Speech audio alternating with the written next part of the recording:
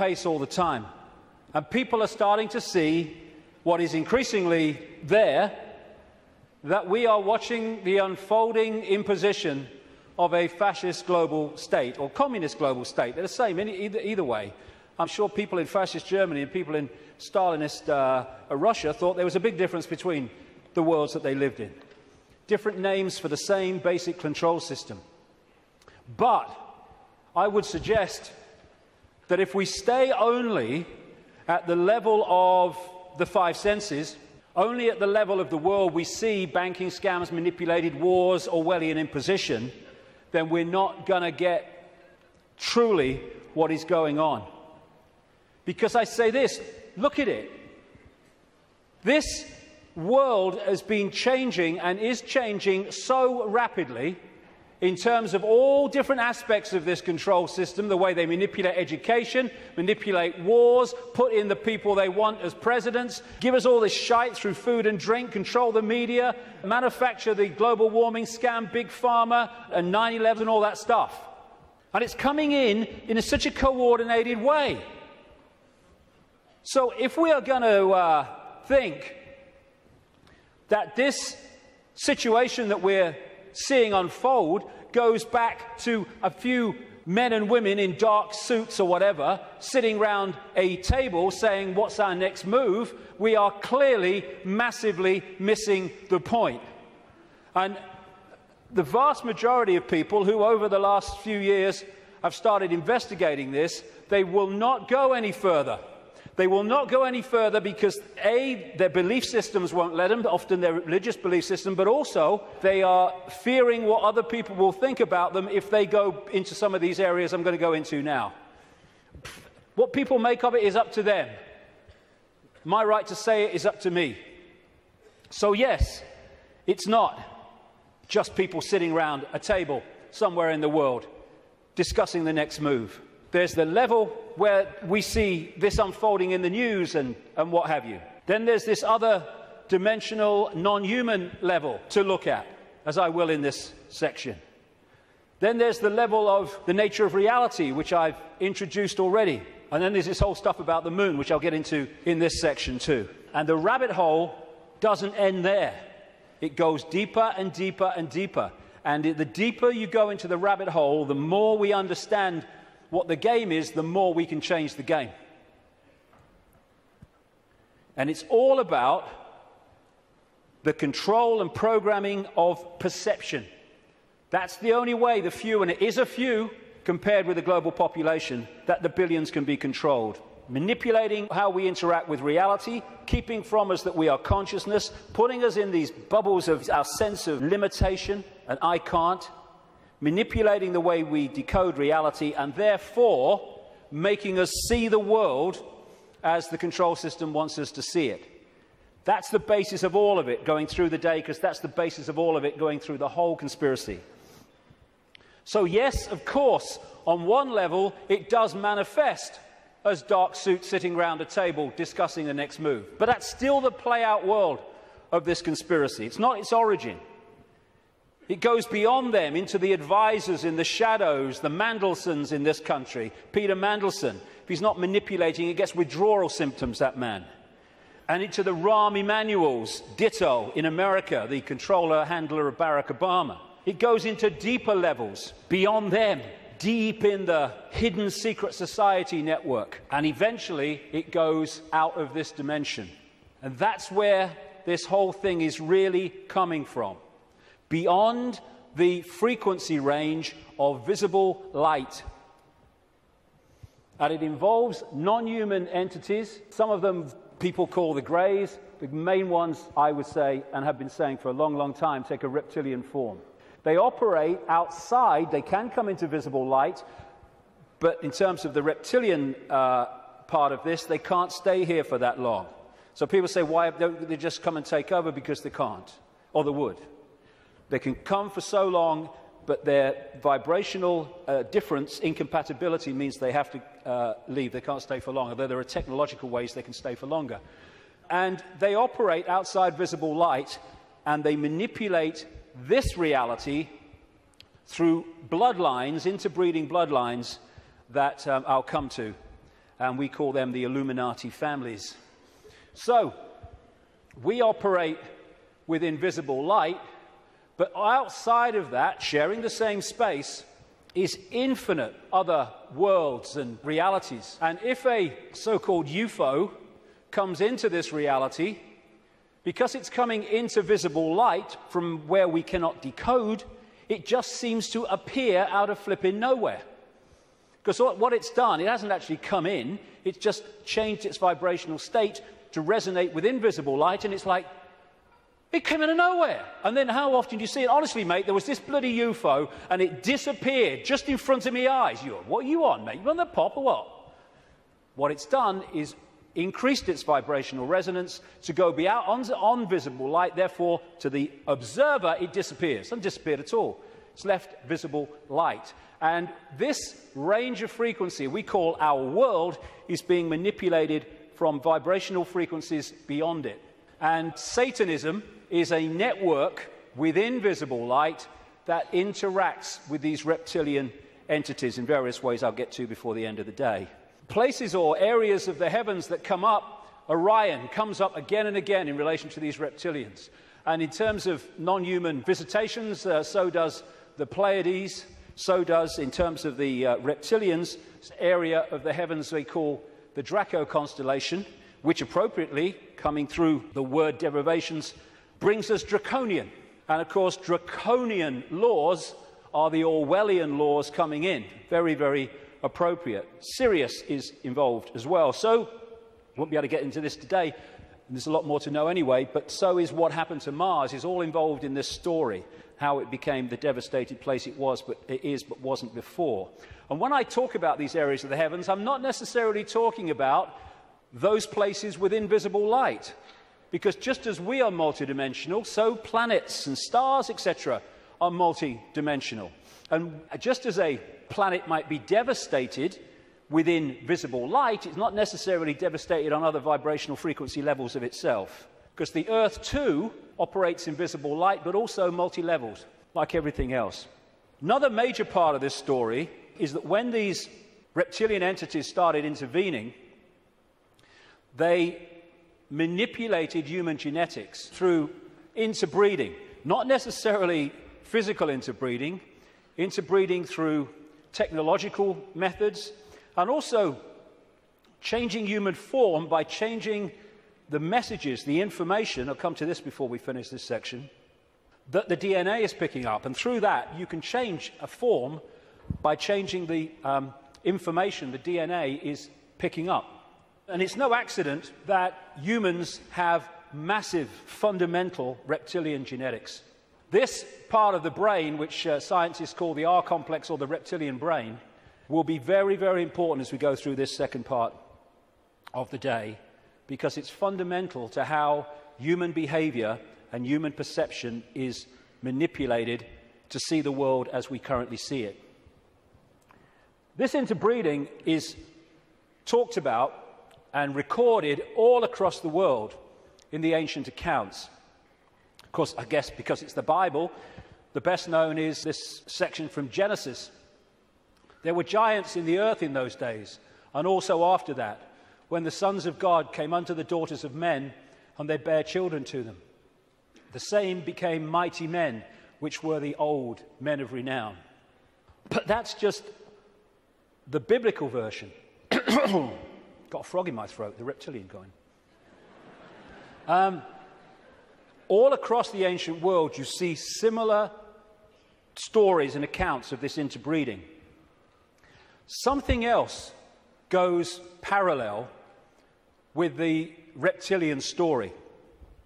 Again, not just in the Bible with the Garden of Eden and all that stuff, which of course the serpent was dominant, but across the ancient accounts. And that is the connection between the reptilian intervention and what we call the fall of man. And again, this is universal. And these themes will come together again and again as we go through this next part. The ancient accounts, again, we're talking that part of the Yuga cycle, which they call the Golden Age, talk about the fact that there was a time when humans were so unbelievably different to how we are today. They were connected to higher levels of consciousness. They were in this world, but they were certainly not of it. They were capable of incredible feats, and they lived what we would call impossible lengths of time in terms of age. And then there was a sudden change, the fall of man, as it was called. What I call this is the schism. There was an energetic schism at the level of the metaphysical universe, the waveform-based information construct, and that, as it was decoded through into this holographic reality, obviously mirrored in the holographic play-out world the schism in the information construct. And this is a portrayal of that, a symbolic portrayal of that. Anything that happens here gets decoded through to there, and this is where the schism happened. It was like a distortion in the information. Thanks, mate. Cheers. You put the gin in, right? It was a distortion in the base information construct, and I'll be coming to how that happened. There were many consequences for this, and one of them was there wasn't just a schism in the energetic level of the world itself. There was a schism was passed through into human personalities. We became distorted also from the magnificence and harmony that we were before. And we went from that to this. And we're now at the point where we're coming out of that. And there was also genetic manipulation to stop us accessing ranges of frequency that we did before. This is a major reason, not the only reason, but it is a major reason why scientists call 95% of human DNA junk DNA, because they don't know what it does. This is the reason, not the only reason, but a major reason why we only use a fraction of our brain's capacity. This is why billions of cells in that bridge, the corpus callosum, don't seem to be doing anything. They've been switched off. We've been put into a state that disconnects us and therefore makes us controllable, makes us farmable. So you've got this reptilian group, and the ones involved appear to be relatively small in number, tiny compared with the global population, and this is why they're terrified of being exposed. That's a constant theme all the way through it, wherever you look. And they've imprisoned humanity, or sought to, in this tiny frequency range of perception called visible light. Another key aspect to this is that they created hybrid bloodlines specifically to be the middle men and women. They became known in the ancient world as the demigods, the people, the children of the gods, part human, part god, as these serpent gods were perceived. And they were to be, like I say, the middlemen and women operating in visible light for the outside visible light control system. And it's appropriate that the caduceus and the symbol of the medical profession is the DNA, in effect, portrayed as two snakes. Because to these reptilian geneticists, who were far ahead of where we are in the public arena in terms of genetics and understanding, the DNA is a software program. And so they manipulate it for their own means. And this is crucial to understand the world that we live in. One seriously important aspect to this DNA, this hybrid DNA I'm talking about, is that it has eliminated what we call empathy. The ability to decode the emotion of empathy. Empathy is the fail-safe mechanism of all behavior. If I can empathize with the consequences for others of my actions, that limits and balances my actions. If I have no empathy because I cannot empathize, then there are no limits. There is nothing that won't do. 3,000 dead on 9/11, who cares? Who cares? That's what we're dealing with. And this is vital to get across. If we look at this information on the basis of thinking I wouldn't do that, so they wouldn't do it, then we're going to miss the plot completely. Because that's not like that. No, you wouldn't do it. They would, and have no emotional comeback whatsoever. The reason for the interbreeding, the hybrid, is vibrational compatibility. These hybrids have a greater infusion of reptilian DNA than the general population, although we have a lot. And therefore, the resonance is sympathetic to the resonance of these entities operating just outside visible light. And through this resonant connection, like two radio stations talking to each other, the possessing entity outside of visible light can control the thoughts, actions, perceptions of the intermediary, the demigod. And of course, the theme of possession is as old as history, right up to the present day. We look at these people. All these pictures are by Neil Haig, by the way. Anything that looks like this. Great friend of mine, great artist. And this image symbolizes the fact that he looks at him with invisible light and he sees George Bush. Nothing else. What people don't see, because it's outside the frequency range of their decoding system, is there are entities around these people who are actually controlling these people's thoughts, actions, etc. A number of psychics have said to me around the world how they've seen people walking along the street or wherever, and then they've seen like an ethereal reptilian entity locking into these bottom two chakra points, the emotional level, one of them is, and floating around with them. And this is a kind of a good analogy. You know when there's scientists in a laboratory and they're trying to work with something that they can't touch because it's too dangerous, what they're working with will be in a tank, and they'll put gloves on, which allows them to be outside the tank, but to manipulate inside the tank. Well, that is a very good symbol of what I'm talking about. These Illuminati bloodlines, these hybrid bloodlines, operate like those gloves, operating inside this reality. And Neil symbolizes these Illuminati families with invisible light as this bearded man. Whenever you see him as we go along, that is symbolic of the Illuminati families controlled beyond human sight by these reptilian entities. When the world started to recover from great geological catastrophes, which I'll come to in a second, there were areas of the world that stood out in terms of their abilities and potentials and advancement. These were some of them, and this area is particularly important to the bloodlines I'm talking about. The area that was once called Sumer, thousands of years BC, and became Babylon. This is why Babylon comes up in the writings of these people so often. And it's Mesopotamia, the land between two rivers. They didn't invade Iraq just for oil or just for anything. They didn't invade it for one thing, but multiple things. But one reason they're so obsessed with Iraq is because to these bloodlines in control of the world today, this is a very significant, almost religious piece of land, of historical importance to them.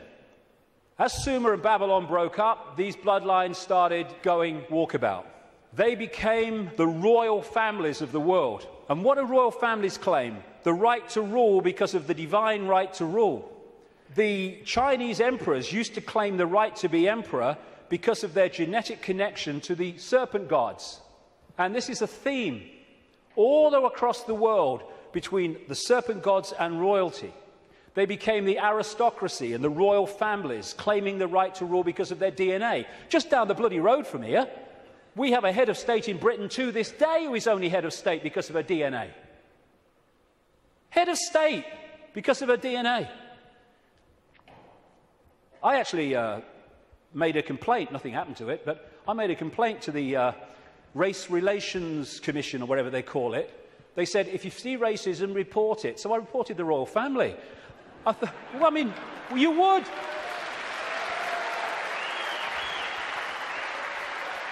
You would. Because they go, racism, we must stop racism. All these bloody politicians go, well, get down to Buckingham Palace then.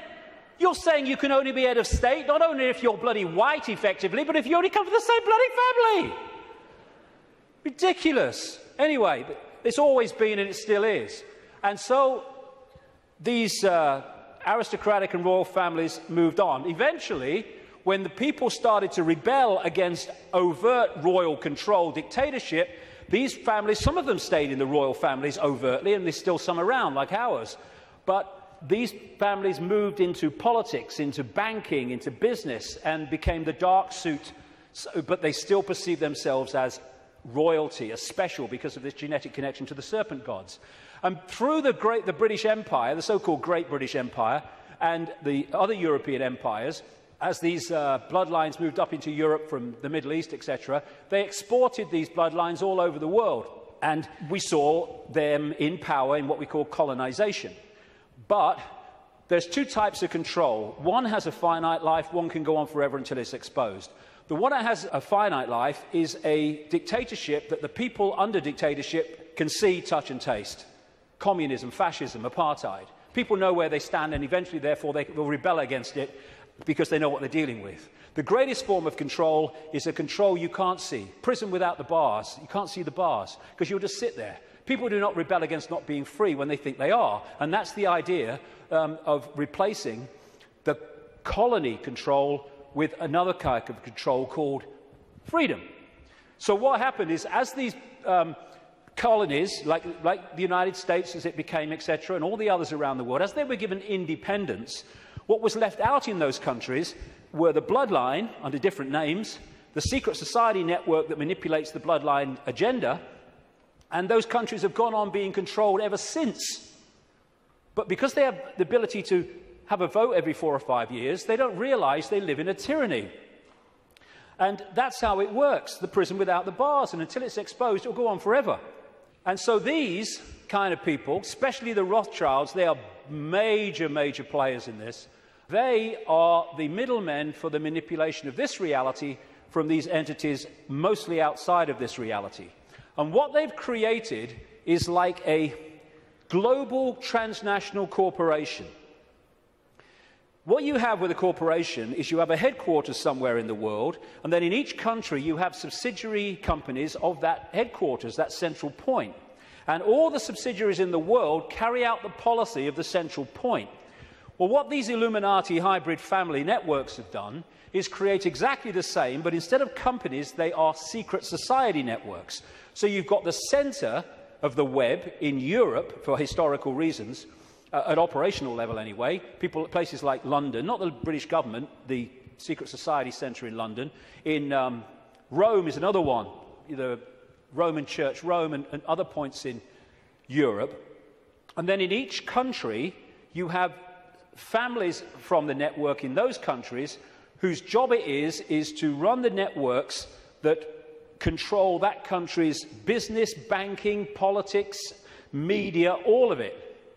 And so what you have is, from this central point in Europe, the center of the web, all these different places and countries all over the world then impose on their country what is being dictated here. And that's why, as I travel around the world, I see the same things being introduced in different countries at the same time, overwhelmingly justified by the same excuses. It's all a global network. It can be symbolized too as a web, like I say, with the Rothschilds real close to the spider, and all these different strands on the web are different secret societies, different semi-secret societies, transnational corporations, and all the rest of it. So when you see all these different names of these corporations that dominate the world in so many ways, and the pharmaceutical cartel, and the oil cartel, and all the rest of it, the biotech cartel, they're all different names or different masks on the same one face. And so you have this structure where outside of visible light, you have the reptilian control system, comes down through the Illuminati families, and they control the people in power to push the world in a certain direction. Another way of looking at it here. You see, all these different people, these fight among themselves and all the rest of it, though if it gets out of hand, they get sorted. So these sit on the top of all these different countries. They control these different areas of their societies, and the people are then played off against each other. These buggers don't go to war, they tell these buggers to go to war. And if we stop going to bloody war, game over. But we do. Ridiculous. That's part of becoming conscious.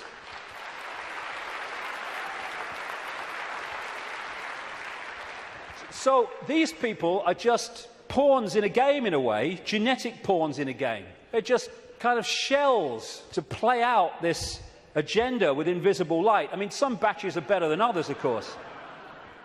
So if you look at the principle of the Trojan horse, the symbol of the Trojan horse, coming into a society and not seeming to be what it is, though taking it over, and you put that on the face, well, you've pretty much got symbolically what we're talking about here.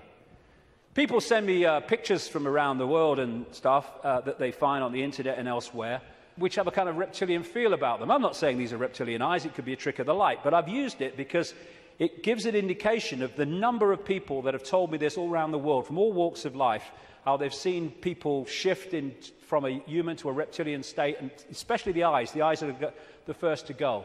They describe how the pupils become reptilian. And interestingly, a great friend of mine has an associate who, I don't agree with it, but he's been doing a research project to develop iris scan technology, and it led to him looking very deeply into 2,300 eyes. And he said he knew nothing about what I'm saying, probably never heard of me. And he said to my friend, the amazing thing was that about 4% appeared to be of reptilian type and appearance. And that is a recurring number. In my research anyway, 4–5% seem to be of this hybrid nature. So these people are reptilian hybrid human reptilians. And you look at the eyes, but behind the eyes are something else. I had an experience with this guy, Ted Heath. He was Prime Minister of Britain from 1970 to 74, took us into the European Union as it became. And it's a long story, I've told it before, but he looked at me in a dressing room in a television station, and as he looked at me, this is what his eyes did. His eyes went completely black, everything. And as I looked into his eyes, it must have been like that for, I don't know, maybe a minute, 2 minutes. And as I looked into his eyes, I said at the time, it was like looking into two black holes, because you couldn't make eye contact because there was no contact. And it was like, as I know now, looking through him into this other dimension where he was really controlled from. This man, Ted Heath, oh, my goodness me. My goodness me. The children that guy has tortured and killed. And I've been saying this since 1998 in print, and he was alive for many, many, many, many years after that. And nothing happened. Why? Because it's true.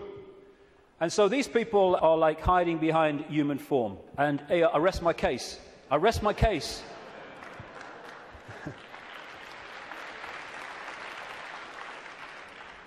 Ooh, you look tasty. And this lack of empathy in this hybrid DNA explains why these guys do what they do. Now, when you open your mind, instead of saying, well, it's not possible, it's ridiculous, when you open your mind and say, okay, I'm not going to just accept this stuff, but I'm going to flow with it and see where it goes, you find that this stuff I'm talking about is absolutely in your face when you bring it from the subliminal to the conscious. The oldest form of religious worship in the world has been taken back 70,000 years to an area of the Kalahari Desert in South Africa, and it is worship of the serpent or worship of the snake. This man, Reverend John Bathurst Dean, wrote a book, very, very good book, 1933, called Worship of the Serpent, in which he studied serpent worship around the world. This was his conclusion. It appears then that no nations were so geographically remote or so religiously discordant, but that one and only one superstitious characteristic was common to all, that the most civilized and the most barbarous bowed down with the same devotion to the same engrossing deity, and that this deity either was or was represented by the same sacred serpent. It appears also that in most, if not all, the civilized countries where this serpent was worshipped, some fable or tradition which involved its history, directly or indirectly, alluded to the fall of man in paradise, in which the serpent was concerned.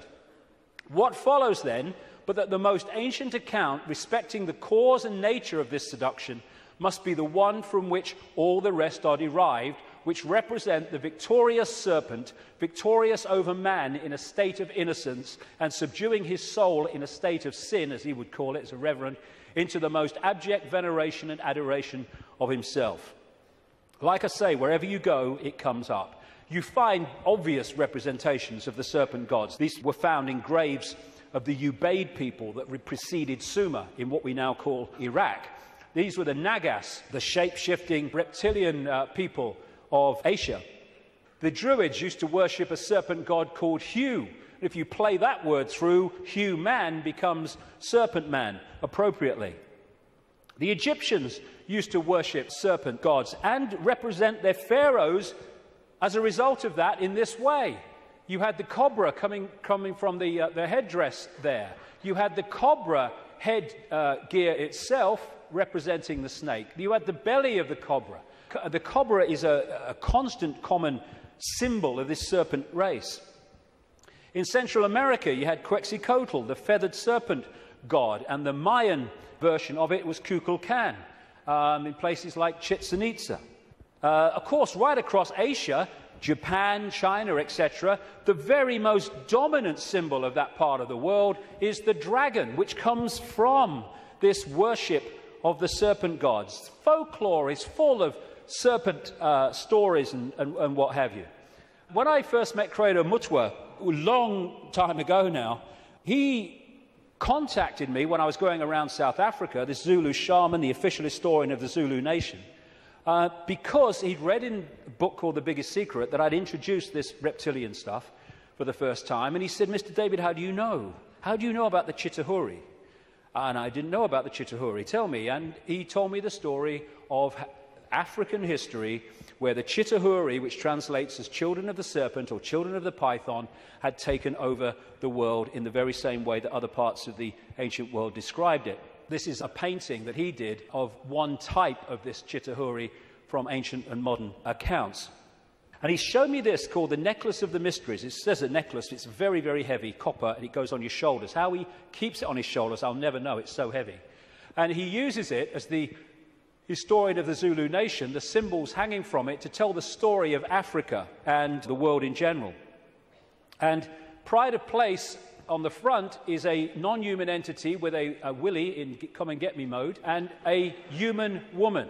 And I said to him, what's all that about? And he said, this is symbolic of the interbreeding of the Chitahuri and humans to create these hybrid bloodlines, these children of the serpent.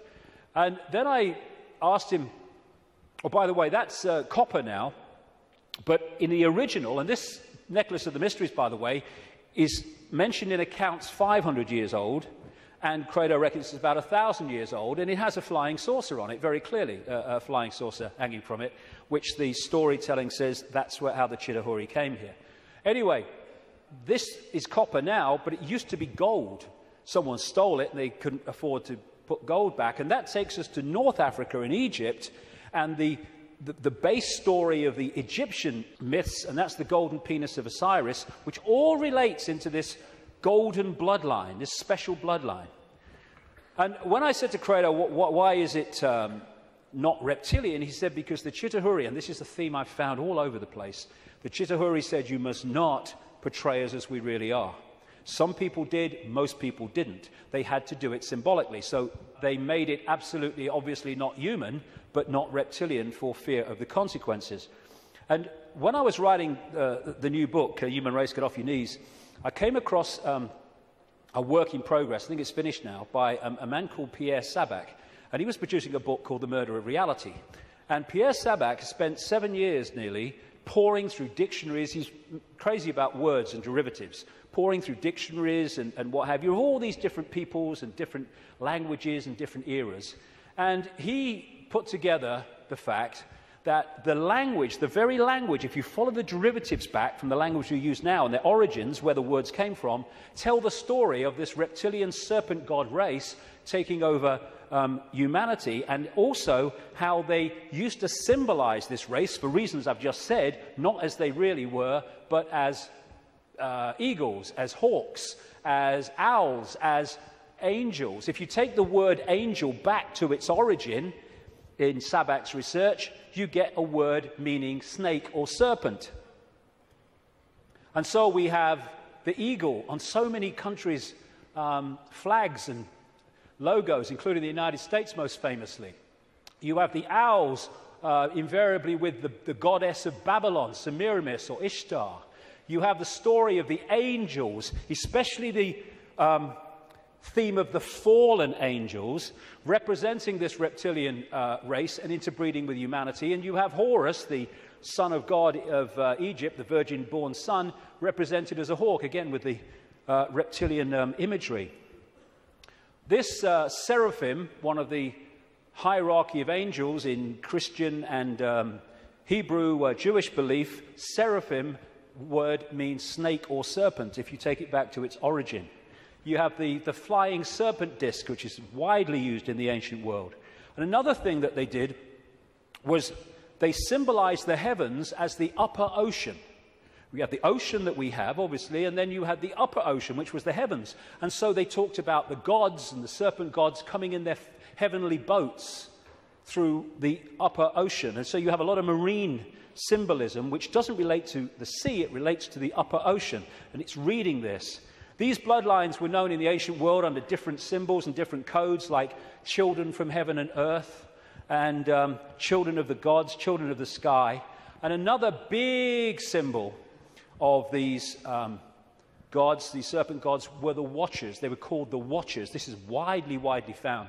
And that's why there's an eye, as Credo Mutua confirmed, on that hand on the necklace of the mysteries. That's the watchers, that's the serpent gods. And that's why we have the eye on top of the pyramid, the all-seeing eye on the dollar bill, and why that is a massive Illuminati symbol in the secret society network.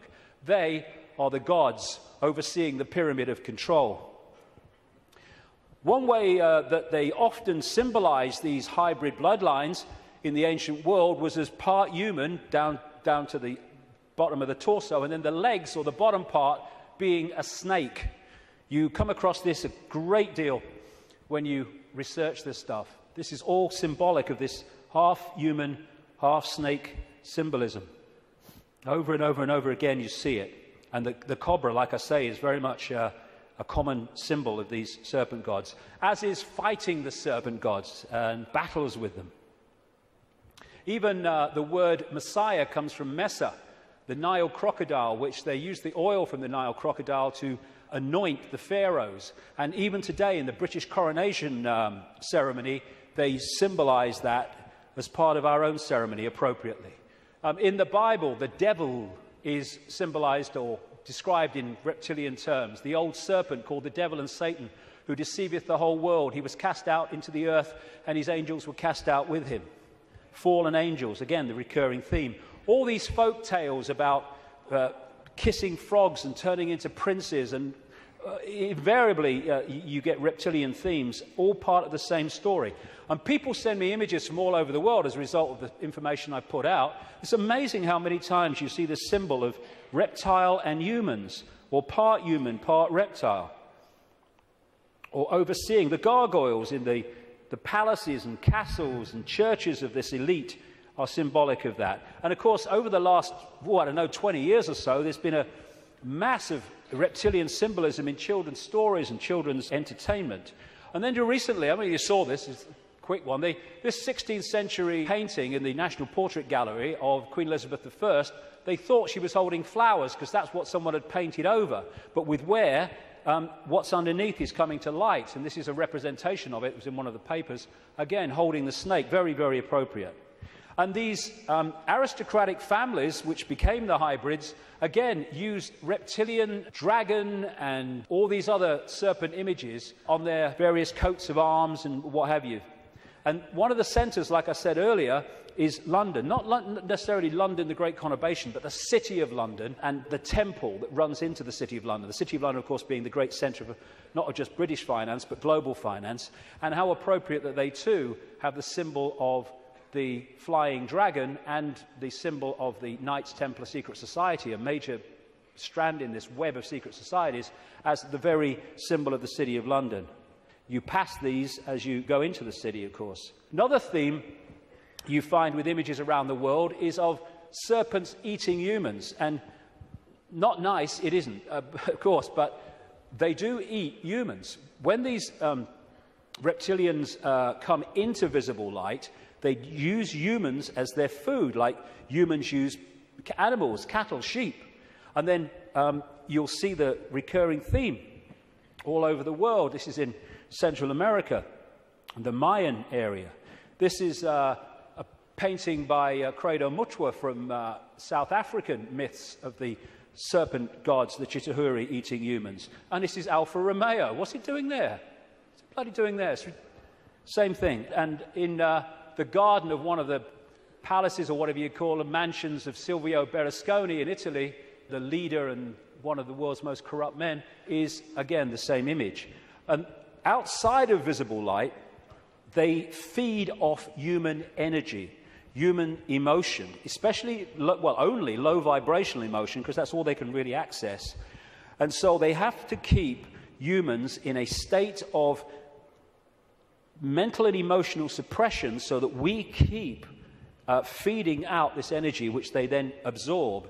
And that will become relevant in the next section when I get into why paedophilia is so widespread among this elite. Because energy changes with the emotions we give out. When we give out love, it's a certain wavelength. When we give out hate, it's a very different wavelength. And the friend of mine in Japan has become very well known for taking water, his name's Mr. Emoto, taking water, putting it in a container, and then he'll put words of love or hate or whatever on the side of it, because when you write a word, that word may seem in the decoded realm as a word you can see and read, but in the vibrational realm, it represents a vibration.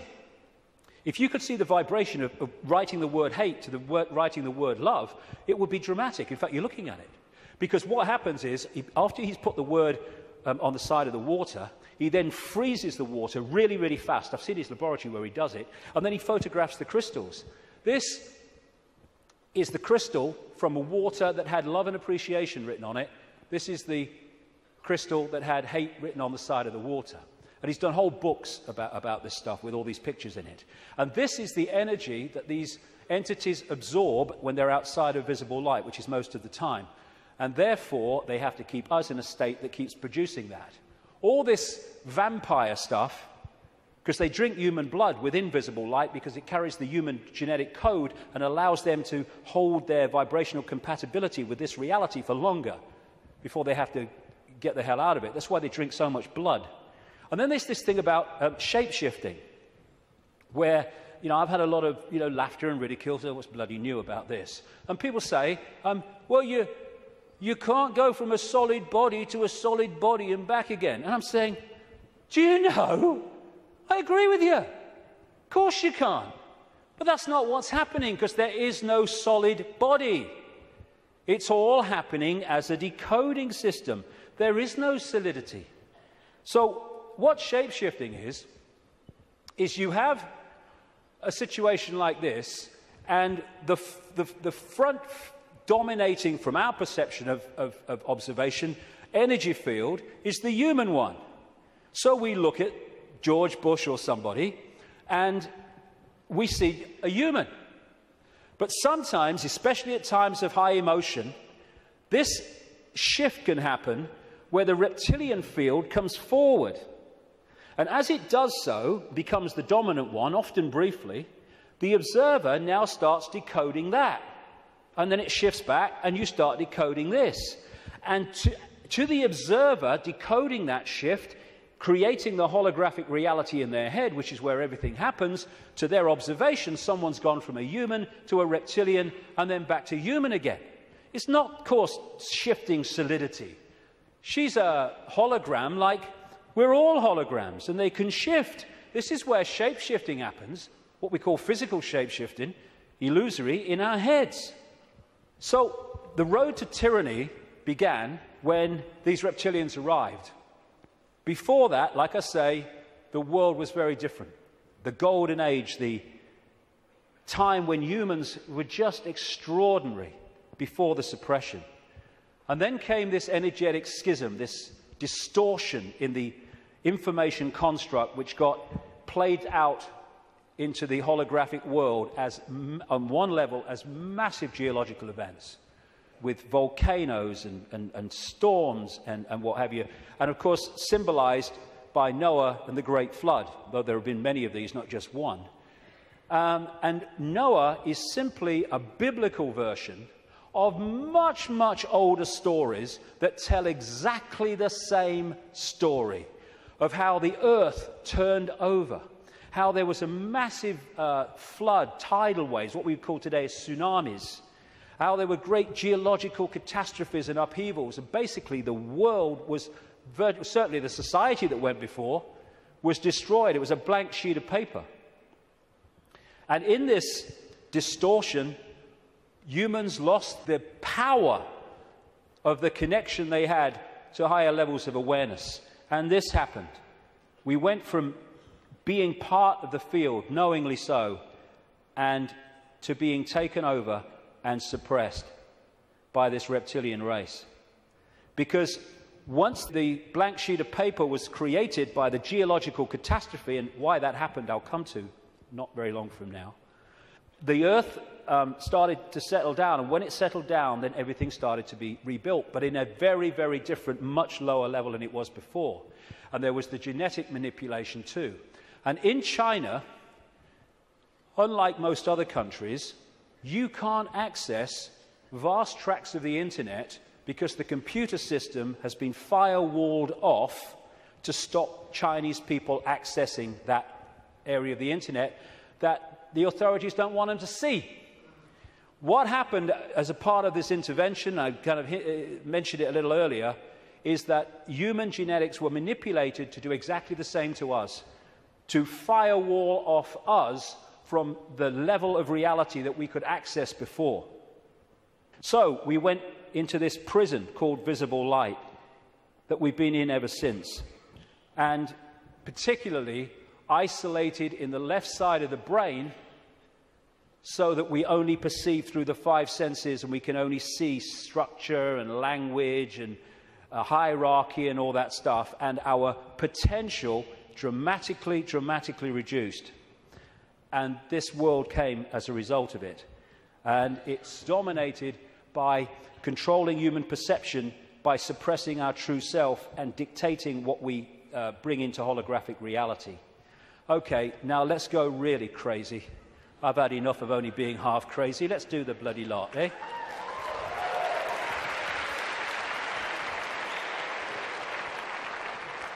What I want to say before I go into this is this. One of the most profound ways that people are controlled is to limit their sense of possibility. Your sense of possibility becomes your sense of what is possible. Now, that's an obvious thing, and it's a truism, but often we miss what's in front of our eyes. In other words, if you can program a sense of what's possible and make it narrow and incredibly limited, then when people come along and say, this is going on, these people say, you're bloody mad, that's not possible. Listen, no, you don't believe it's possible.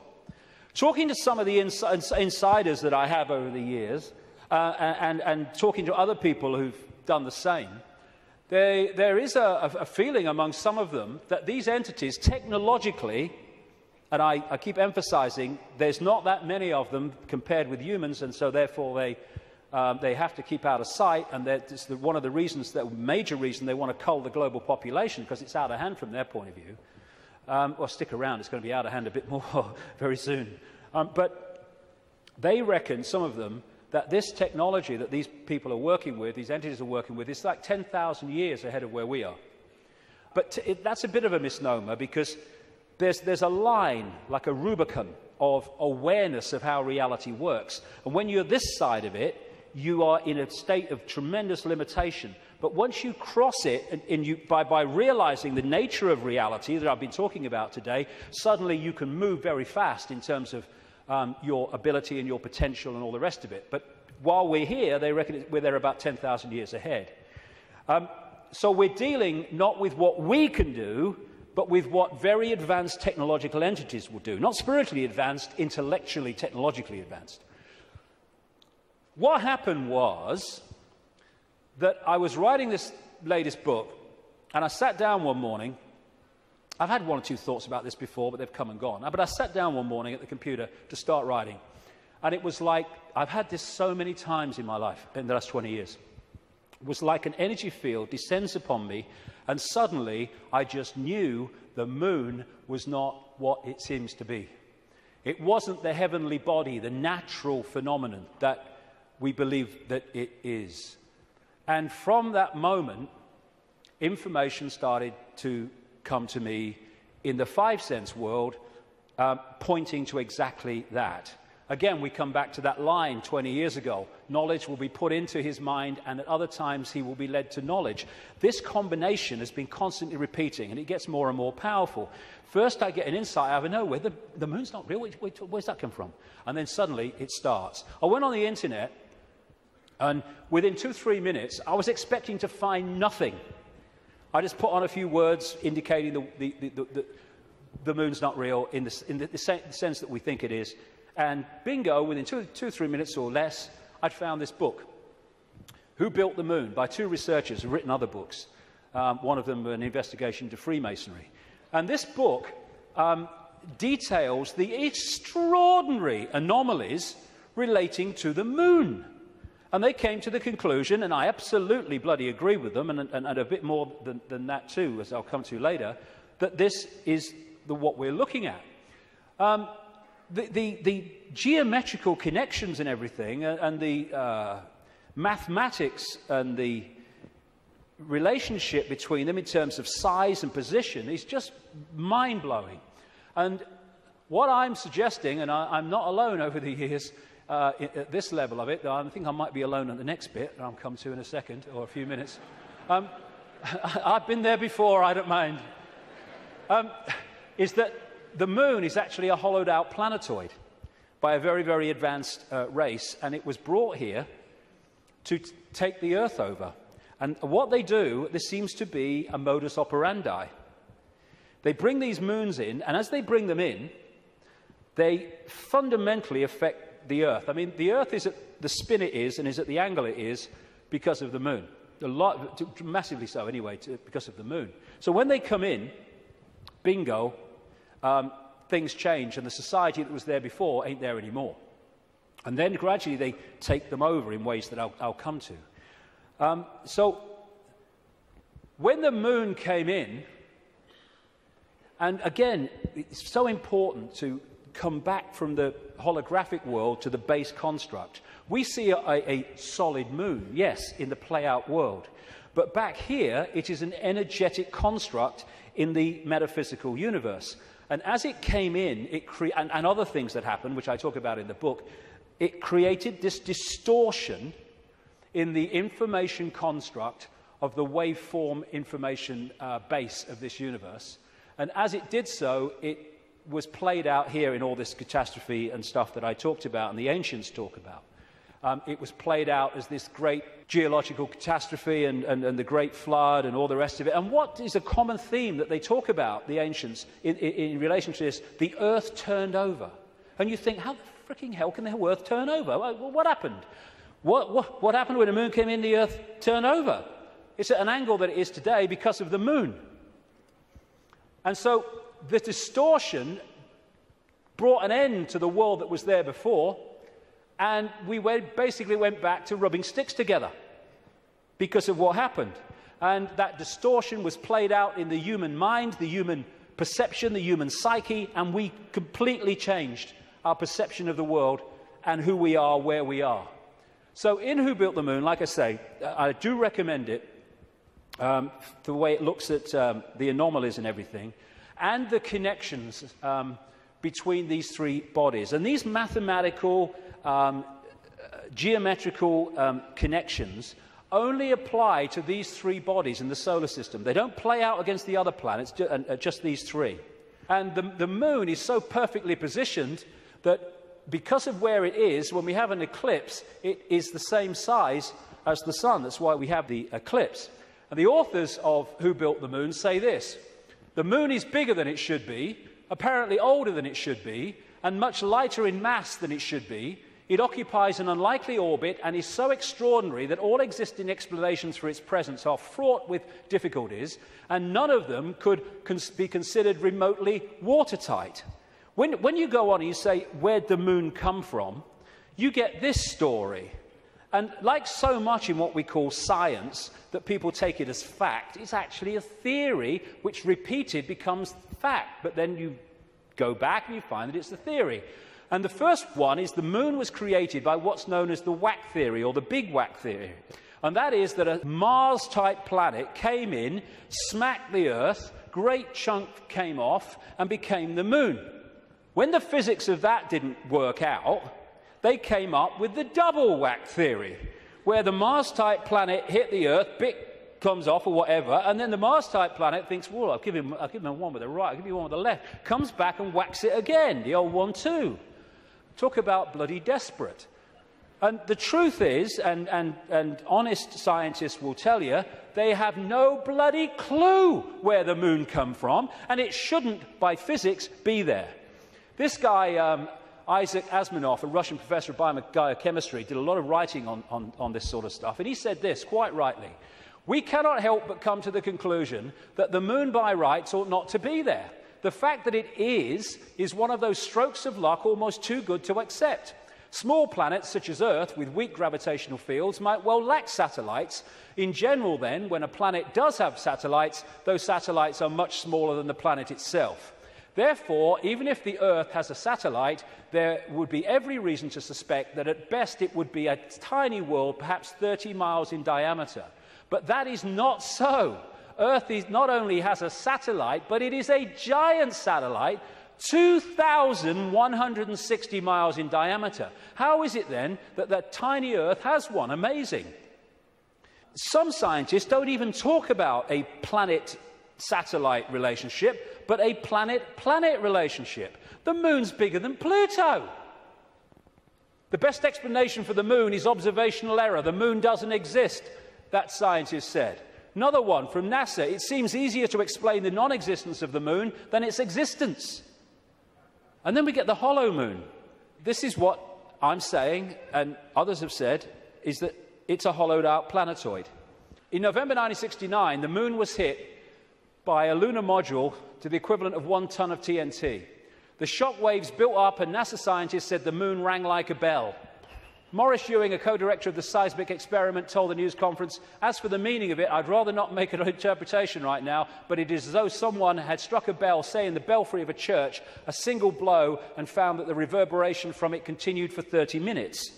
It got a bigger smack eventually, which I'll come to. Frank Press from the Massachusetts Institute of Technology, MIT, said that for a rather small impact to produce an effect that lasted for 30 minutes was quite beyond the range of our experience." This is a guy called Gordon MacDonald. He said in the early 1960s, it would seem that the moon is more like a hollow than a homogeneous sphere.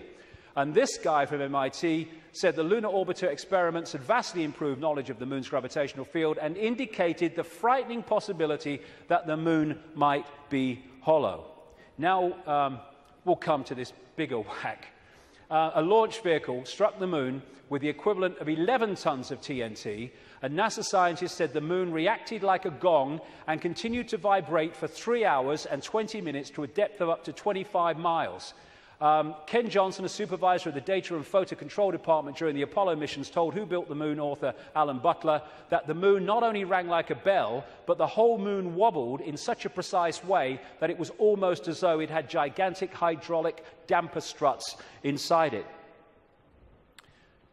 These two Russian scientists from the Soviet Academy of Scientists wrote an article in 1970 in Sputnik magazine in Russia, headed, "Is the Moon the Creation of an Alien Intelligence?" And all these years later, it indicates to the fact that they were right. What they point out, and others point out, is the outer surface of the Moon is extremely hard and contains minerals like titanium. Moon rocks have been found to contain processed metals, including brass and mica, and the elements uranium-236 and neptunium-237 that have never been found to occur naturally. Uranium-236 is a long-lived radioactive nuclear waste and is found in spent nuclear fuel and reprocessed uranium. Neptunium-237 is a radioactive metallic element and a byproduct of nuclear reactors and the production of plutonium. Some lunar rocks have been found to contain 10 times more titanium than titanium-rich rocks on Earth. Titanium is used in supersonic jets, deep-diving submarines, and spacecraft. Dr. Harold Urey, the winner of the Nobel Prize for Chemistry, said he was terribly puzzled by the rocks from the moon, and in particular their titanium content. He said the samples were mind-blowers and that he could not account for the titanium. The two Russian scientists said in their article, if a material had to be devised to protect a giant artificial satellite from the unfavorable effects of temperature from the cosmic radiation and meteorite bombardment, the experts would probably have hit upon precisely these refractory metals. Refractory metals are incredibly resistant to heat and wear. In that case, is it not clear why lunar rock is such an extraordinarily poor heat conductor, a factor which so amazed the astronauts? Wasn't that what the designers of this super Sputnik of the Earth were after? From the engineer's point of view, this spaceship of ages long past, which we call the Moon, is superbly constructed. They say it's a hollowed-out planetoid, and they say if you're going to launch an artificial Sputnik, then it is advisable to make it hollow. At the same time, it would be naive to imagine that anyone capable of such a tremendous space project would be satisfied simply with some kind of giant empty chunk hurled into a near-Earth trajectory. It is more likely that what we have here is a very ancient spaceship, the interior of which was filled with fuel for the engines and materials and appliances for repair work, navigation instruments, observation equipment, and all manner of machinery. In other words, everything necessary to enable this caravel of the universe to serve as a Noah's Ark, appropriate, of intelligence, perhaps even as the home of a whole civilization, envisaging a prolonged thousands of millions of years existence and long wanderings through space, thousands of millions of miles. Naturally, the hull of such a spaceship must be super tough in order to stand up to the blows of meteorites and sharp fluctuations between extreme heat and extreme cold. Probably the shell is a double-layered affair. The basis is a dark armouring of about 20 miles in thickness, and outside of it some kind of more loosely packed covering, a thinner layer averaging about 3 miles. In certain areas where the lunar seas and craters are, the upper layer is quite thin, in some cases non-existent. And as this scientist said, the moon is made inside out. In other words, what's on the outside should really be on the inside, and that supports the idea of a hollowed-out planetoid. So, when I started to put this together, and there's a lot more of this in the new book, I then called the oracle in South Africa, Crater Mutwa, and I found Zulu legends to be incredibly accurate with their symbolism. And this is the thing, symbolism. You get these anthropologists and people, they go around and they look at these shamans and these ancient stories, and they take the blooming things literally. Now, like I said earlier, we now have the tools which make it easier for us, because technology is mirroring reality, therefore we have the analogies. When these ancient stories were put together, they didn't have that. They had to try to get their point across in simple ways that people of that time could relate to. So they used symbolism. So when I read around Crater Mutwa, I didn't tell him anything that I'd put together or come across or thought. I just said to him, can you tell me any Zulu legends about the moon? And he said, yes, we consider the moon to be an egg. Now, when you take that literally, you say, the moon's an egg, the anthropologists, the primitive people you know. But no, they symbolize it as an egg for a reason. And this is what he said. The legends, the Zulu legends, say that the moon was brought here hundreds of generations ago by two brothers, Wawani and Umpanku, who were the leaders of the Chitahuri. They were known as the Water Brothers and had, quote, scaly skin like a fish. Now, this story relates almost exactly to the stories found on ancient clay tablets in what is now Iraq, Sumerian accounts of the Anunnaki, a non-human race, I would say reptilian race, that came to the earth in the same way that other parts of the world, in the ancient world, talk about.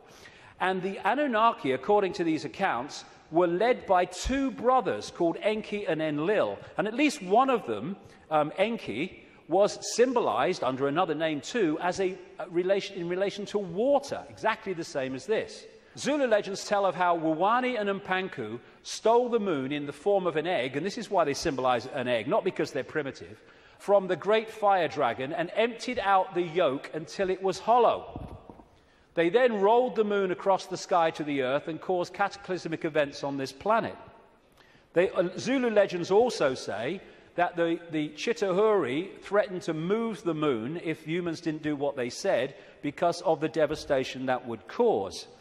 What the two scientists said about this 2-3 mile outer kind of protection, followed by a 20-mile impregnable layer, explains one of the anomalies of the moon, which the craters are pretty much of universal depth.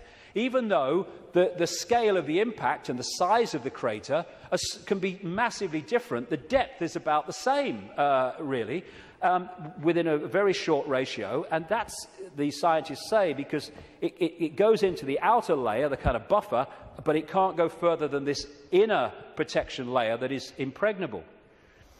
This guy, Don Wilson, wrote a book in the 70s called Our Mysterious Spaceship Moon. And these are some of the anomalies that he lists, and there are others that can be explained by what we're talking about. Why the moon is a freak world, too big and too far out to be a natural satellite of Earth. Why the moon has such shallow craters. Why some moon rocks are older than Earth and as old, at least, as the solar system. Why the moon seems inside out. Why the moon vibrates like a huge gong, transmitting tremors great distances around and through itself. How the moon can produce so many contradictions of data and findings. And I think it was in 2001, there was a series of people who spoke at the National Press Club in Washington who were insiders of government projects and space projects, etc., who came out to give evidence on things that they saw and were covered up and have never come to light. And one of them was this man, Sergeant Carl Wolfe. He was a precision electronics photographic equipment engineer based at the Langley Air Force Base in Virginia. That's the CIA Air Force Base. One of the planes in 9/11 flew out of that and never got there, weren't meant to. But what he told at the press club was that he was called across to part of this base where they were putting together what they called mosaics. As the craft were flying over the moon and photographing it, they were taking different photographs and piecing them together to complete the landscape. And they had a technical problem, so he went over to try to help them out with it. And then a guy there who was working with his mosaics showed him something of interest. And this is what he said at that presentation in Washington. Then he pulled out one of these mosaics and showed this base, which had geometrical shapes that were towers. They were spherical buildings, they were tall towers and things that looked somewhat like radar dishes, but they were large structures. If I compare it to what I have seen now, because I do have photographs that have artifacts in them that are similar to what I saw, they're massive. And this is a thing, you think about the moon, massive. This is a thing that comes up. The structures and technology and, if you like, spaceships that these people work with, some of them are absolutely enormous, beyond our comprehension, because they've crossed that Rubicon of understanding how reality works and therefore what possibility is. Some of these structures are half a mile in size. They're huge structures. Some of the buildings seem to have very reflective surfaces on them. A couple of structures that I saw reminded me of cooling towers at power generating plants. They had that sort of shape. Some of them were just very, very straight and tall with a flat top. Some of them were round. Some of them looked like Quonset huts and with a dome, a kind of like a greenhouse. The particular shot that I saw, there were several clustered together over the landscape, a fairly large landscape. And other people at that press club presentation talked about how NASA systematically smudged out or removed any non-natural artifacts that they showed on the surface of the moon. And this documentary called Moon Rising, you can watch it on YouTube, I think, looked at photographs taken by something called the Clementine mission in 1994, I think it was, which took 1.8 million photographs, digital photographs of the moon. And you see the way that some things on the landscape were just blocked out. I mean, what's behind this? There's loads of these things which they've blocked them out, and then there's this, which has been smudged out. If you take it from another angle, there it is. What the heck is that? One of the kind of astounding things in this documentary is that they said they took this picture to a photographic expert who's worked with NASA, and he estimated that this was 10 times the size of Los Angeles. Because you're dealing with phenomenal understanding of how to create this technology because of the understanding of reality. And whatever it is, it certainly doesn't seem to be natural. You've got all these other things kind of smudged out, and you can only see even the smudging in close-up. And what I came across when I was putting this together is the Death Star in Star Wars. Now, George Lucas, as I've been saying in my books for years, is a massive insider in a galaxy far, far away. I don't think so. I don't think so. This is much closer to home.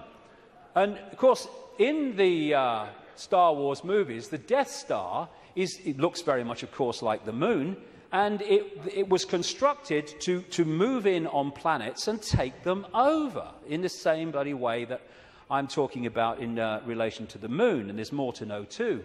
In many ways, this is so symbolic of what we're looking at here, and that's no accident with George Lucas involved. And interestingly, this is Mimas, a genuine moon of Saturn, and there's the Death Star. I found that quite interesting when you put them together. Anyway, there was also talk, and more recently there's been further talk in the last few weeks, that one of the moons of Mars, Phobos, is a hollowed-out asteroid. This guy said a long time ago, in '63, chief of applied mathematics at NASA, that Phobos might be a colossal base orbiting Mars, and like I say, that's come back into the debate that it could be. And again, one of the Star Trek episodes was about a hollowed-out planetoid that became, in effect, a spacecraft, a world, and inside it.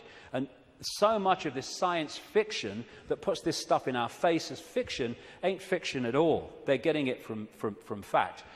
So, like I say, there's not just incredible synchronicity in mathematics and size and position between these three bodies, but as the authors of Who Built the Moon point out, there's great synchronicity between things like Stonehenge and other megalithic structures and these three bodies, particularly the moon. And one of the things they point out is that the measurement, which a guy called Alexander Thom came up with, an engineer who studied all these sites in Britain and Europe, like Stonehenge, called the megalithic yard, which is a kind of a certain length.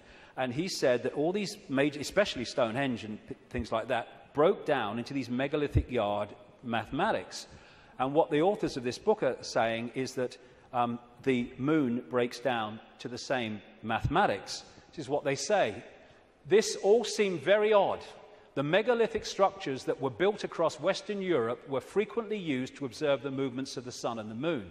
But how could the unit of measure upon which these structures were based be so beautifully integer to the circumference of these bodies as well as the Earth? Well, maybe because those that built Stonehenge and these megalithic structures in the ancient world, some of which we'd struggle to build now, were also those controlling the moon. And okay, this could be controversial, but, you know, I've been known to be. I think that these structures were put there to suppress the Earth's energy grid for reasons I'll come to in a moment, because we are interacting with this energy field all the time.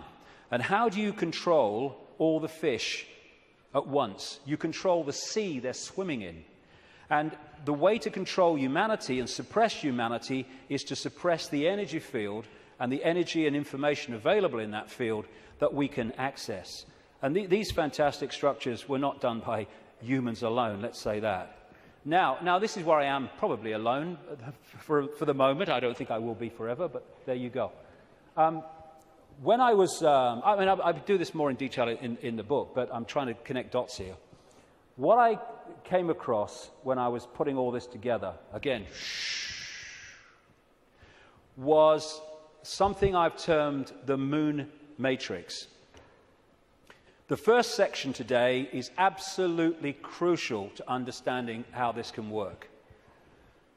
The moon matrix is a broadcast frequency coming from the moon, which has, in effect, hacked in to the human body computer and to the virtual reality universe in general, and has created a sub-reality within the wider virtual reality. Because, I keep saying it, but it's important, we see the moon as physical, but actually its base construct, like everything else in this reality, is waveform information. And I would say, and of course I think this is going to become more obvious as the years pass, I would say the moon is actually not just what we've talked about so far, but it's an interdimensional portal through which entities and energies can come out of one reality through into this one. It's their means of entry. Its position, so perfect, as you'll see if you read not just my new book, but Who Built the Moon, its position in relation to the moon and the sun is so perfect because that has an effect on creating this sub-reality. I'm saying that this frequency is broadcast from the moon and has created a sub-reality which we are constantly decoding, and that the genetic manipulation of humanity, so widely described by the ancients, was to take this body computer and tune it in, connect it to this frequency range I'm calling the moon matrix. This is Neil Haig's concept of moonopoly. This is the world, the structure that we are experiencing. This box, recurring, round and round, limited world. And I am suggesting that we are being massively influenced. In fact, we have been turned into a hive mind by these broadcasts, which are holding us in a sense of limitation, to the point where it operates as a default mechanism. Soon as you start to awaken, if you don't keep it going and stick with it, then you'll default back, because the pressure of this moon matrix is pushing us into this tiny sense of limitation. So what virtual realities do is they basically hijack the five senses and get them to decode the information in the computer game and take it into reality. I'm saying that this moon matrix has done exactly the same, and it is part of the modus operandi of how planets are taken over in this way. Our five senses have been locked into something else, and we're decoding a fake reality.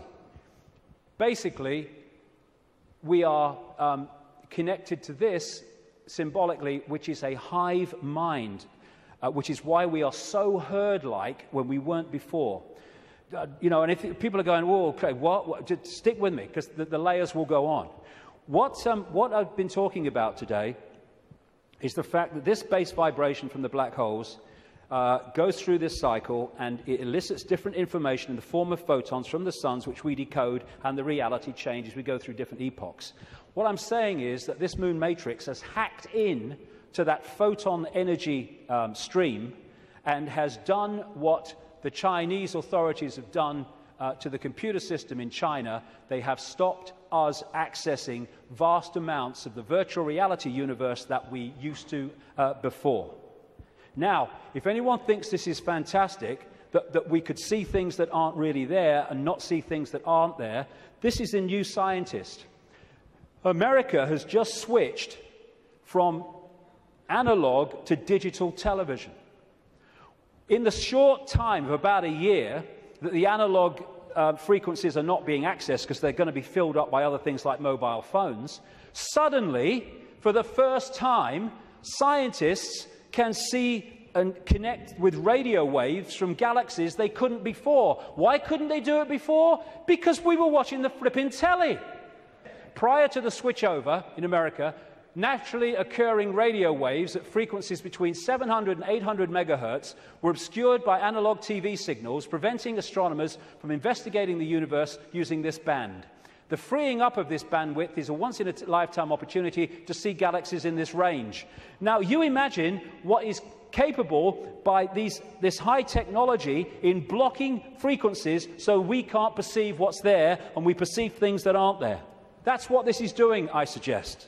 And I'll add more detail as we go along. In effect, we're operating within a bubble, a virtual reality bubble, within the wider virtual reality universe. And it's connecting in through our crystalline receiver transmission system, same with the Earth, and creating this situation where we are decoding a world that may even not be there, who knows, but certainly is different to the world we think it is. And we go back to this more accurately now. The matrix, I would say the moon matrix, is everywhere. It is all around us, even now in this very room. You can see it when you look out of your window and you turn on your television. You can feel it when you go to work, when you go to church, when you pay your taxes. It is the world that has been pulled over your eyes to blind you from the truth. What truth? You are a slave, Neo. Like everyone else, you were born into bondage, born into a prison. You cannot smell, taste, or touch. A prison for your mind. I would say that prison for your mind is the moon matrix, which has put us in a vibrational prison that we can only break out of by becoming conscious and therefore vibrating beyond the walls of the moon matrix, which is a frequency range. And if we're not held in that frequency range, that's why society is structured as it is, with its stress and its fear and its war and its conflict, then we start to break out of its perception prison and we start to say, bloody hell, why didn't I see this before? Because you were there, constantly decoding this thing. Now, like I was just saying, never mind what I've just said about some moon matrix. Never mind that. Even by its very position, the moon is fundamentally affecting human behavior and human perception. Because the moon is affecting the Earth tilt, the Earth spin, affecting the Earth oceans, therefore it's affecting us. We're 60-70% water, we must be affected by it. And also, and here we come back to the importance of the first section today, it's also fundamentally affecting the endocrine system, which connects us to the chakra system, which connects us to out there, part of which is the third eye. It affects the hormones that we secrete, which fundamentally affect human behavior, human health, human perception.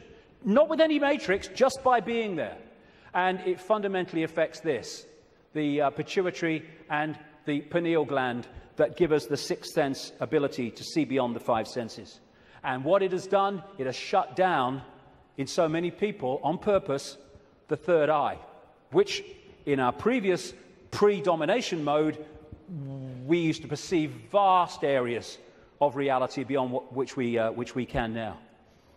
Moon comes from moon. The moon, of course, as it goes around, fundamentally affects our perception of time.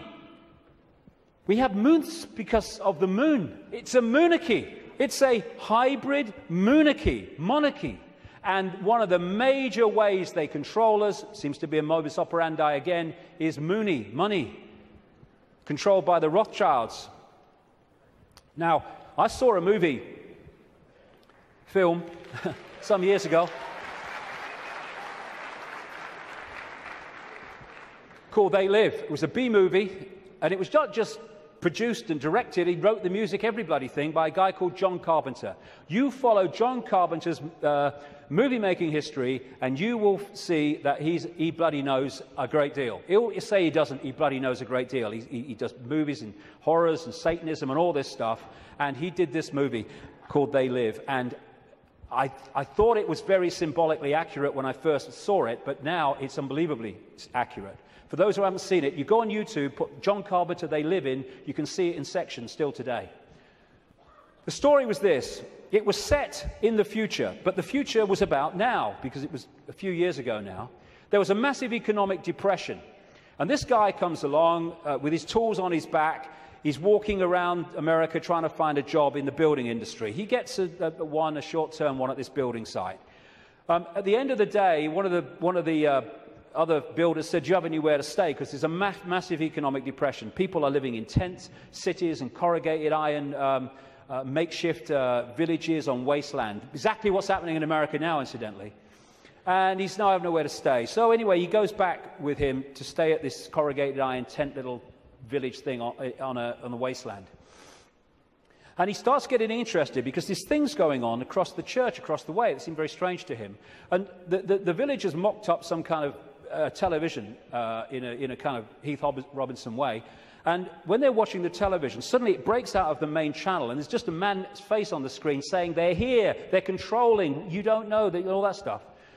And then there's a police state raid on this village and on this church, And they bring the bulldozers in and the police and the helicopters, and they destroy the village. And this builder guy gets away, and he comes back, and he goes snooping around the church, and he finds some cardboard boxes. And he grabs one and runs into a back passage behind buildings, and he opens the box wondering what's in it. And there's sunglasses. And he's disappointed. Sunglasses? What are all these sunglasses in a church for? So he thinks, oh, I'll have one. He puts them in his pocket, throws the others away, walks off into the street. And that's where we pick him up. When he puts these sunglasses on, suddenly the world looks very, very different. It looks like this. He starts to realize that there are people that look human to his naked eye that are anything but human when he puts these sunglasses on. Not only that, where he's seeing adverts with his naked eye, drink Coca-Cola, holiday in Jamaica or whatever, what he can see with the glasses on is subliminal instructions: conform, stay asleep, consume, watch TV, submit, and all the rest of it. All on levels that he can't see. Other people who haven't got the glasses, they're interacting with various people, but he can see are not human. He looks at the president making a speech. He's not human when he looks at him through the glasses. Same with a number of people in law enforcement. Newsreaders were the same. And where it goes is that at the end of the movie, they realize that the reason that people cannot see without the glasses, what he can see, is because there is a frequency being transmitted from the top of a television tower, which is preventing the population seeing what they would normally see if that frequency wasn't being broadcast. And what they do is they break the broadcast frequency, they stop the dish working, and people are sitting in bars, and suddenly they can now see the guy next to them's not human. What a bloody laugh that would be, wouldn't it? And there's people out having sex and then realizing, hey, I didn't really come home with you. Tell you the funny thing, a lady in Canada told me this story happened to her. I spoke in Canada years ago now, and I met this lady. She was a power-dressing businesswoman, you know, very of this world. But she'd had this experience, and she was shaking when she told me the story. She said that she got this boyfriend who had a dark side, she said, that he knew about and he was trying to deal with. And they come home, and they go into the bedroom, and there was a shelf at top of her bed, and standing there was the book, The Biggest Secret, which for the first time I introduced this reptilian thing. He then goes crazy, she said, when he sees the book. And he got her to throw it away. Oh, what are you reading that rubbish for? And all that stuff. Mind you, he's not alone in that. And then they start having sex. And he's kind of on top of her. And she said, I had my hand on the bottom of his back. And suddenly he started getting very, very violent. And I started getting frightened. And she said, then my hand was pushed back. And she said, I looked over his shoulder. And my hand had been pushed back by a tail. He sprouted a tail. She said, I screamed, threw him off.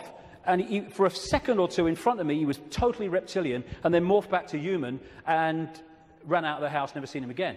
But these bizarre stories that are bizarre to our reality, I've been told all over the world by people from all different walks of life, people in the Swiss banking system and all that stuff, all different kinds of people. So this frequency is that equivalent of that broadcast dish on the top of that TV tower, which was stopping those people in that movie seeing what they would normally see. Now, when we bring this down into the reptilian world, well, it gets interesting, because we live in a society that is an expression of the reptilian brain. This man, Carl Sagan, a cosmologist, very famous, he wrote a book called The Dragons of Eden, in which he was looking at the effect of reptilian genetics on human behavior. And he said, you cannot, in effect, understand human behavior without understanding the reptilian aspect of all this. And we come back to what I mentioned earlier. This part of the brain, known as the reptilian brain or the R complex to scientists, is so fundamental to human behavior, as I'll explain in a second. And I'm saying that this genetic manipulation that the ancients talk about all over the world by the serpent gods locked us in to the moon matrix through the reptilian brain because it connects into the hive mind of the reptilian species in the moon. And this, like I say, fundamentally expresses itself as the world that we live in. And I'll come to that more in a second. Now, in the 60s, around that time, there's a guy called Carlos Castaneda who wrote books based on the teachings of a Central American shaman source called Don Juan Matus. Some people say Don Juan didn't exist. Some people say he did. Whatever, the words that were put into his mouth are just absolutely extraordinarily accurate. And I read this quote coming up after I put this stuff together that I've been talking about. This is what Don Juan Matus said in these books. We have a predator that came from the depth of the cosmos and took over the rule of our lives. Human beings and its prisoners. The predator is our lord and master. It has rendered us docile, helpless. If we want to protest, it suppresses our protest. If we want to act independently, it demands that we don't do so. Indeed, we are held prisoner. They took us over because we are food to them, and they squeeze us mercilessly because we are their sustenance. Just as we rear chickens in coops, the predators rear us in human coops, human eros. Therefore, their food is always available to them. Think for a moment and tell me how you would explain the contradictions between the intelligence of man the engineer and the stupidity of his systems of belief, or the stupidity of his contradictory behavior. Sorcerers believe that the predators have given us our systems of beliefs, our ideas of good and evil, our social mores. They are the ones who set up our dreams of success or failure. They have given us covetousness, greed, and cowardice. It is the predator who makes us complacent, routinary, and egomaniacal. In order to keep us obedient and meek and weak, the predators have engaged themselves in a stupendous maneuver. Stupendous, of course, from the point of view of a fighting strategist, a horrendous maneuver from the point of those who suffer it. They gave us their mind. The predator's mind is baroque, contradictory, morose, filled with the fear of being discovered any minute now. They gave us their mind. And that is how I suggest they've done it. We are connected if we operate within the hive reptilian brain mind. We are operating on a collective mind, which is pouring out this constant sense of anxiety, fear, worry, stress, because that keeps us within the confines of the frequency range of the moon matrix, i.e. attached to it, and it also elicits the emotional, low vibrational energy on which they feed. Behind all these pyramids of banking, medicine, religion, business, politics is the reptilian hive mind. It connects into all these control systems that run our society.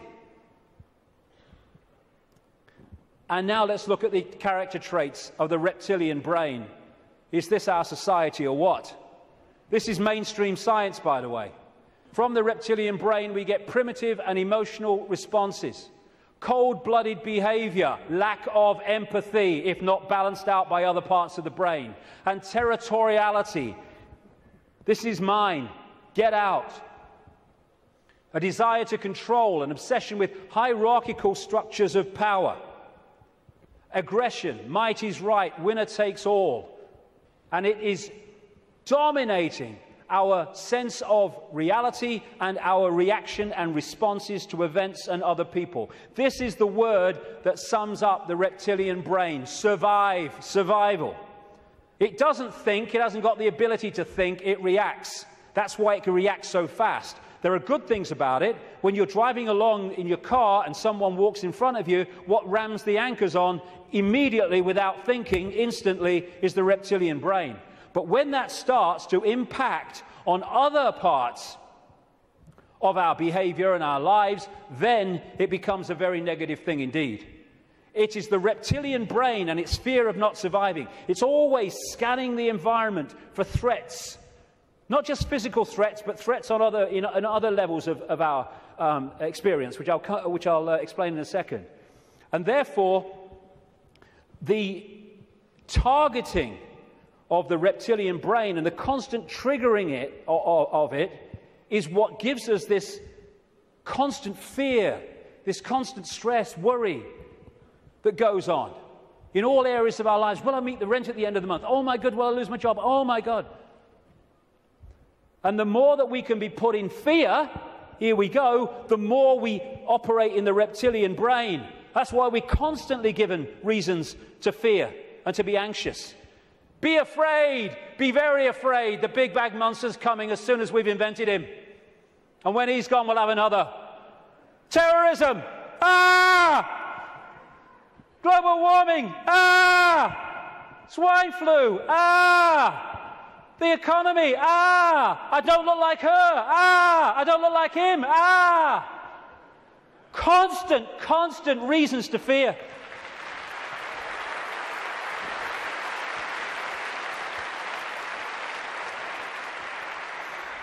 Locking us into the control system. And it's not just physical survival. It's survival of status, of power, of reputation, superiority, intellectual preeminence. Acquiescence to a hierarchy and authority is another aspect of the reptilian brain. I know my place.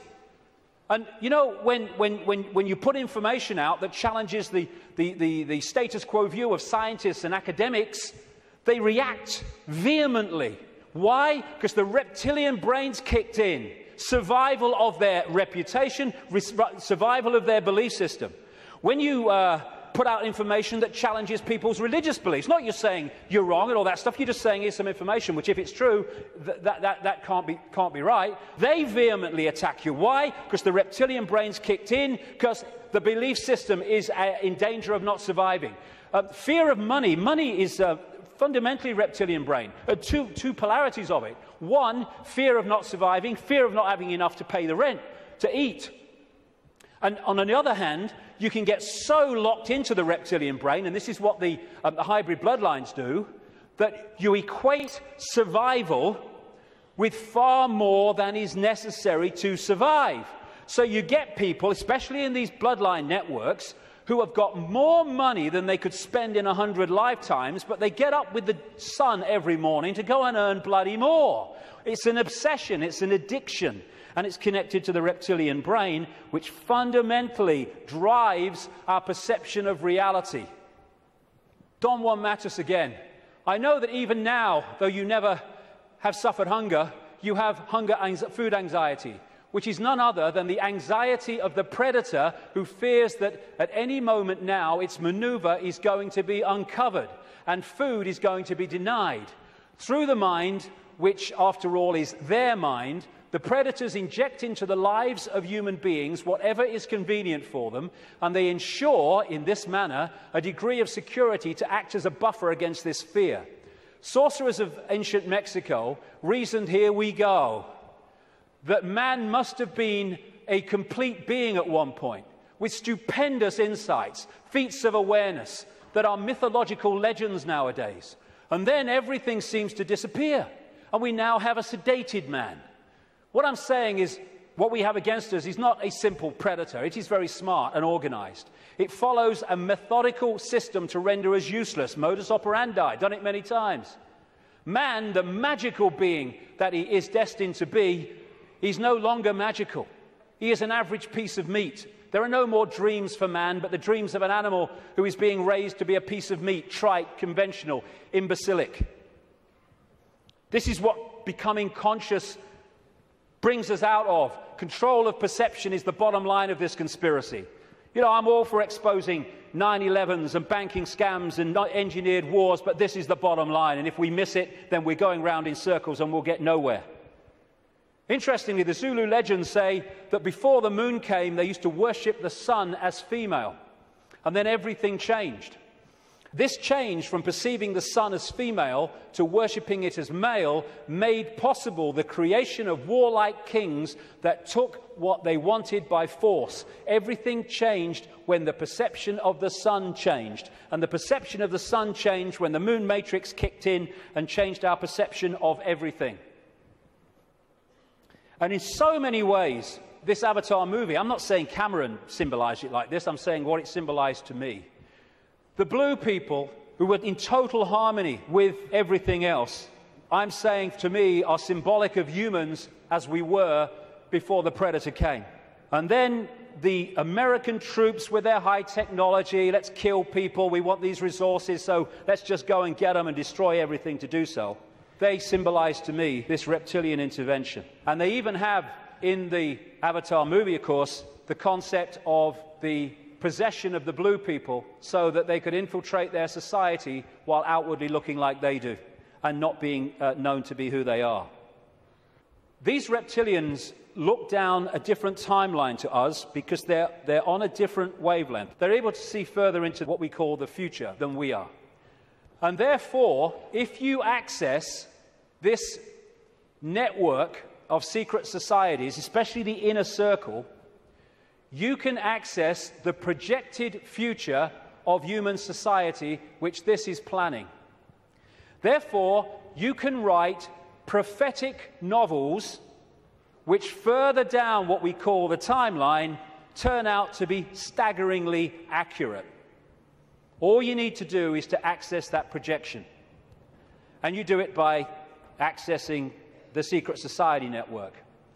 This, the Fabian Society in London, created in 1884, is one of those societies. The deeper inner core that have access to that timeline and that projected agenda. And this guy was one of them, a Fabian. And that's the Fabian logo, by the way. The wolf in sheep's clothing. Perfect. Perfect. It created, in effect, the Labour Party in Britain, and it influences massively the left, not only the left, but what we call the left centre of politics, not just in Britain, but in other countries. Australia, too, for instance, very, very powerfully. When people have said to me in the past, you know, what's planned, I've said to them, well, you can read two books and see it, just put them together. George Orwell's 1984 and Aldous Huxley's Brave New World. This was published in 1948, this was in 1932. Put the two together, this talks about the drugs and all the rest of it, and the mind control, this talks about the sort of police state. Put them together, you got it. They were incredibly prophetic. I've been saying for years they weren't novels, or their source wasn't novels. Turns out that Aldous Huxley taught French to a man called Eric Blair then, now George Orwell, at Eton College, and introduced him to the Fabian Society. And this was the knowledge base, plus no doubt others connected, where they got these concepts. And what they said all those decades ago, Huxley's case 1932, is now happening in incredible detail. And it seems that Orwell rebelled against what he heard and wrote 1984 to try to expose it. And some researchers suggest, they may well be right, that he called it 1984 when it was set kind of about now, because 1984 was the 100th anniversary of the creation of the Fabian Society. We've reached a point where these entities and their hybrid bloodlines, the Illuminati bloodlines, they think the takeover of humanity is almost complete. And when you look at it, it may seem to be that that's the case. They think the game is over. It's gone so far. They must be bloody joking. These people...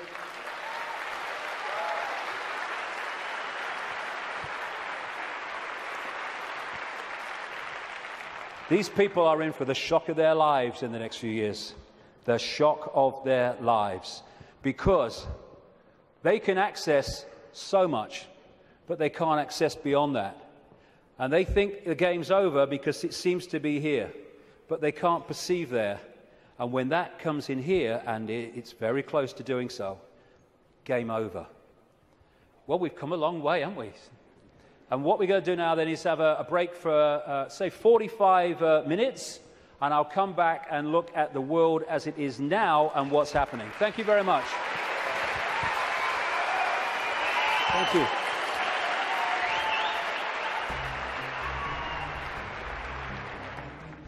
very good so far. Yeah, the reason I'm here basically is to find out exactly what's going on in the world and find out exactly what the hidden conspiracy there is that's going on today, basically. It's not just David Icke that's saying this stuff about the moon. There's Alex Collier, the Andromedan contactee, who says that the moon was towed here from Ursa Minor, which is near the Alpha Draconis star system, by the Reptilians. I don't think he's necessarily said anything that I haven't known already, but he's very eloquent, and he's put it together in such a beautiful package that it just makes it very easy for anyone to understand. I just like the way David puts things across. You know, he's not afraid. He's not afraid. He's got no fear in him whatsoever. Doesn't give one iota about what people think, and I think we can all learn from that, definitely. Ever since I was little, I've always thought that something was wrong. The way that society, because I believe that reality and the system that we live in are two completely different things. I've found it very difficult to concentrate in school because I was always told what to believe. It was very structured, and whenever I used to ask why, nobody could ever give me an answer. And it seems that David Icke seems to give those answers and opens up your perception to new possibilities. Some concepts of it I can agree with, definitely with the controlling aspect of it, because there's got, like, when you look at the controlling thing, there's got to be a way how they're really keeping us controlled. So I would say with that aspect of it, yeah, I do agree with it.